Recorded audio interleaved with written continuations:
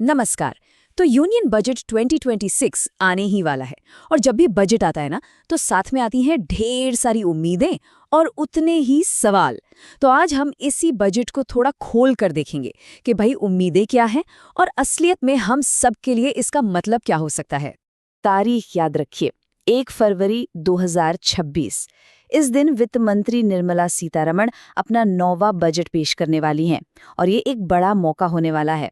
देखिए, बजट सिर्फ सरकार के खर्चों का हिसाब किताब नहीं होता।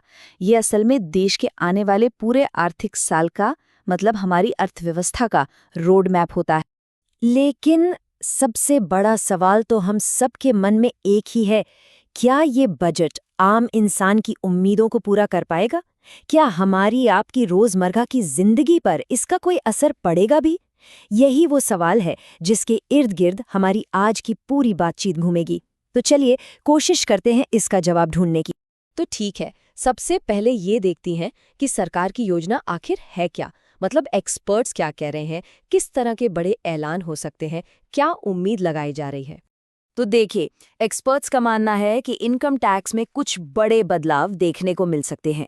सबसे बड़ी चर्चा ये है कि 30 से 50 लाख रुपए की सालाना कमाई पर 25% का एक नया टैक्स स्लैब आ सकता है। माना जा रहा है कि इससे मिडिल इनकम वालों को थोड़ी राहत मिल सकती है। और हाँ, ये भी कहा जा रहा है कि ओल्ड टैक्स रेजीम बना रहेगा और डिडक्शंस में भी शायद कुछ छोटे-मोटे सुधार कर दिए जाए। पर यहीं पर एक पेच है। जानकारों का ये भी कहना है कि ये राहत जो है ना, वो शायद मामूली ही हो। मतलब वैसी बड़ी राहत नहीं जिसकी हम सब उम्मीद लगाए बैठे हैं। और यहीं पर उम्मीद और असलियत के बीच का वो गैप दिखने लगता है। अच्छा, टैक्स के अलावा और भी चीजें हैं जो चर्चा में हैं, जैसे सीनियर सिटीजन्स के लिए किराए और फिक्स डिपॉजिट पर टीडीएस की लिमिट बढ़ाई जा सकती है।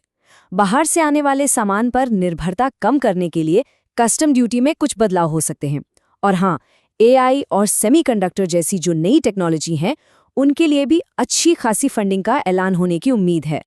लेकिन यहाँ एक बहुत ज़रूरी बात समझनी होगी। हो सकता है कि इन सभी पॉलिसियों का फायदा बहुत कम लोगों तक पहुंचे। असल में सबसे बड़ी आलोचना यही है कि ये राहत कुछ गिने चुने लोगों के लिए होगी और किसानों और बेरोजगारों की जो असल दिक्कतें हैं, उनसे इसका कोई सीधा लेना देना शायद ना हो।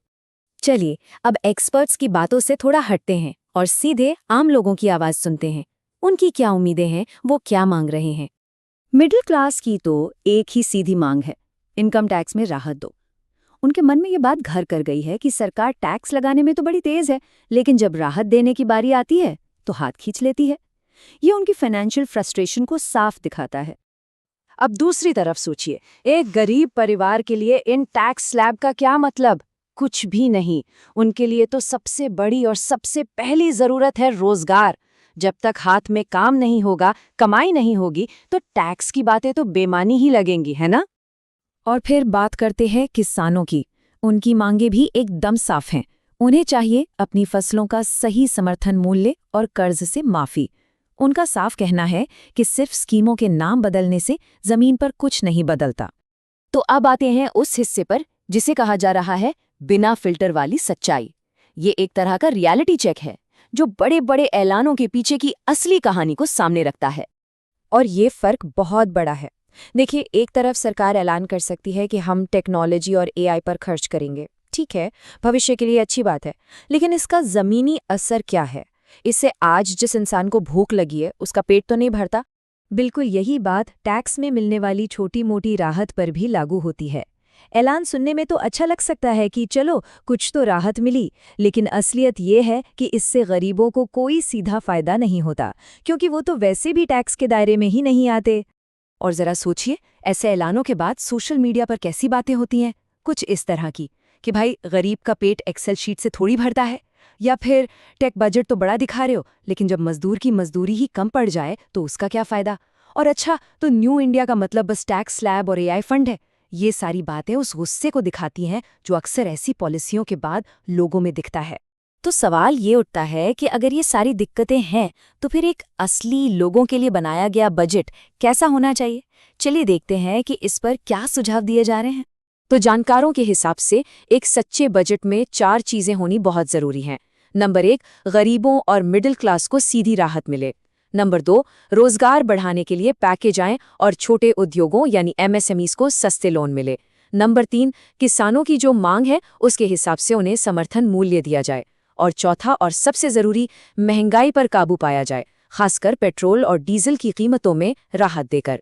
तो मतलब बात यह है कि आज का बजट शायद किसी की एक्सेल शीट में तो बहुत अच्छा दिखेगा, एक जश्न जैसा, आंकड़े शानदार हो सकते हैं, लेकिन लोगों की जिंदगी में असल बदलाव वो तब तक नहीं आएगा जब तक जमीन पर असली राहत नहीं पहुंचती। और आखिर में हम घूम फिर कर वापस उसी सवाल पर आ जाते हैं जहां से हमने ये पूरी बात शुरू की थी। तो क्या ये बजट भी सिर्फ आंकड़ों का एक खेल बनकर रह जाएगा, या फिर इसमें सच में लोगों की जिंदगी बदलने का दम होगा?